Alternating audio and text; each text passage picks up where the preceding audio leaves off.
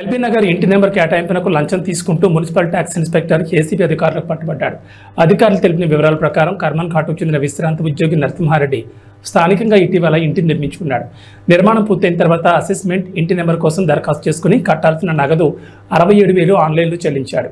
రుసుము చెల్లించిన ఇంటి నెంబర్ కేటాయించకపోవడంతో ట్యాక్స్ ఇన్స్పెక్టర్ విజయ్ భార్గవ్ కృష్ణను సంప్రదించాడు. అతడు 10,000 లంచం డిమాండ్ చేశాడు.